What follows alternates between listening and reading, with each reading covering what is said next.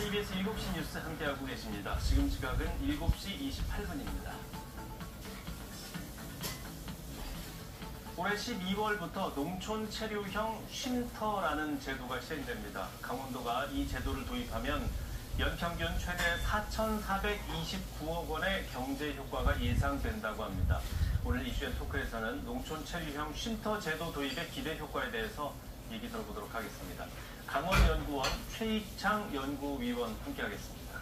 어서 오세요. 네, 안녕하세요. 네. 강원연구원 최익창입니다. 네, 반갑습니다. 오늘 농촌 체류형 쉼터라는 제도를 설명해 주시겠는데 먼저 자세하게 어떤 제도인지부터 말씀해 주시죠. 예, 농촌 체류형 쉼터는 도시민이 농촌에서 농업과 전원생활을 동시에 체험할 수 있도록 숙박을 허용하고요. 네. 거기에 지금 현재 현행법상 숙박이 불가능한 농막을 대체하는 새로운 개념의 농촌 체류형 주거 시설입니다. 그러니까 이를 통해서 도시민의 주말 체험 용론이 확산되고 농촌 생활인구 유입이 촉진되면서 결과적으로 지역경제 활성화에 목적을 두고 있습니다. 이 쉼터의 특징을 보면요, 본인 소유 농지에 농지 전용 허가 절차 없이 데크, 주차장 등 부속 시설은 별도로 연면적 43제곱미터, 약 10평 이내에 기존 농막보다 큰 공간을 제공하고요. 네. 주거시설 범주에서 제외되어 양도소득세, 종합부동산세 등 부동산 규제에 자유롭다는 점이 특징입니다. 네, 이 부분에 대해서 관심이 많던 분들에게는 획기적인 제도이지 않을까 싶은데 이제 12월부터 도입이 되는데 이 제도가 시행되게 된 배경은 어디에 있습니까? 그러니까 현행법상 농막은 영농 활동 이후에 잠시 휴식을 취하고 그리고 필요한 농자재들을 보관할 수 있도록 설치한 영농 편의 시설입니다. 그러나 현실적으로는 농막에서 불법적으로 별장처럼 숙박을 하는 경우가 많았고요. 감사원은 전체 농막의 52%가 주거용으로 사용되는 등 불법 소지가 컸다고 감사 결과를 발표했습니다. 네. 그래서 농식품부는 이후에 농막 제도 개선을 위한 국민 여론 등을 수렴을 했는데요. 한국농촌경제연구원의 2023년 농업농촌 국민의식조사 결과를 보면요. 귀농귀촌을 희망하는 도시민의 약 45%가 도시 농촌 간의 복수 거점 생활을 원하고 있었고요. 여기에 농막을 대체하는 새로운 형태의 체류시설이 필요하다는 의견이 무려 81%나 되었습니다. 그러니까 이러한 여론을 수렴해서 올해 초 농식품부는 농촌 체류형 쉼터를 도입한다고 발표한 바 있습니다. 예.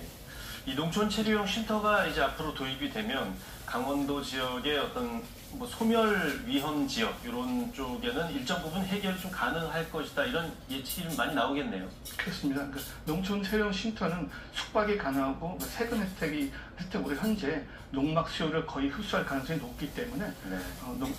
농막 수요가 가장 높은 최근 3개년 평균 약 4만 500건을 최대 시나리오로 적용했습니다. 예. 이 시나리오를 기준으로 최근 3개년 농막 설치 건수 연평균 증가율 3.4%를 적용을 하면 전국 쉼터 설치 건수는 최대 약 14만 3천 건으로 도출되었습니다.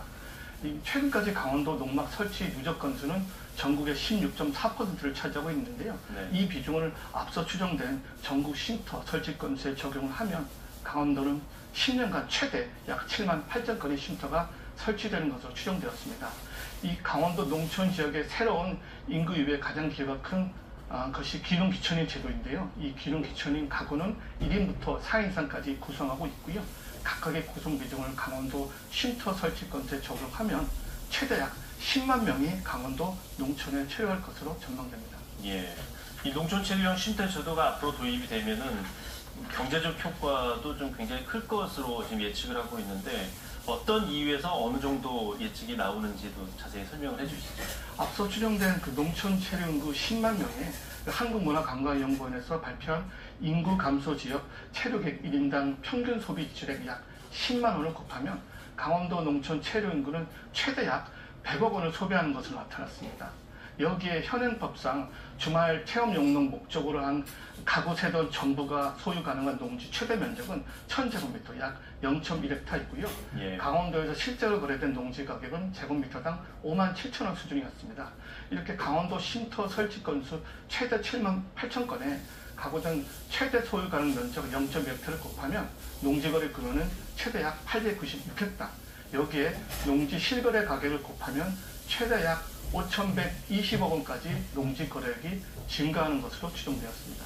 이렇게 농촌 체류인구에게 소비 지출액과 농지 거래액을 합한 강원도의 총 경제적 편익은 연평균 최대 약 4,429억 원이 발생하는 것으로 예측되었습니다. 예.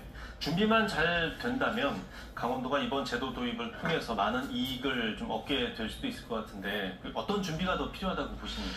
강원도의 18개 시군 중에 12곳이 이미 인구 감소 지역이고요. 그 4곳은 관심 지역으로 인구 감소세가 점차 빨라지고 있고요. 거기다가 총소득도 세종, 제주를 제외하면 전국 최하입니다. 이 농촌 체령 쉼터는 강원도 주요 자산인 하나의 농지를 최대한 효율적으로 이용해 부가가치를 높여서 경제를 활성화시키는 방법이라고 생각을 합니다. 네. 현행법상 쉼터 설치가 가능한 농지는 농업진흥지역 밖인데요. 특히 강원도 인구 감소 지역은 농업진흥지역까지 고려해서 더 확대했으면 합니다.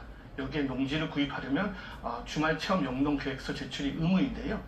농촌 체령 쉼터 설치 신고를 할 때 이 쉼터 이용 계획서, 주변 피해 방지 계획서 등 서류를 제출해야 합니다. 이 서류 안에 이 영농 계획도 다 포함될 수 있기 때문에 중복적인 규제를 보이고요. 따라서 쉼터 설치 농지를 취득할 때 주말 체험 영농 계획서 생략 등 규제 완화가 필요하다고 생각합니다. 예. 지금도 이 제도는 굉장히 농지 측면에서 봤을 때는 엄청난 규제 완화인데 그런 만큼 또 정부에서도 일부 좀 과열되거나 부작용이 생기지 않도록 좀 관리하는 방안도 많이 좀 고민할 것 같은데 어떤 부분들이 있습니까? 예, 그렇습니다. 정부는 농촌 체령 쉼터 사용 기간을 최장 10인으로 설정을 했는데요. 그러니까 농막과 달리 사람이 거주하기 때문에 내부 연원과 안전성을 최우선으로 고려한 것이고요.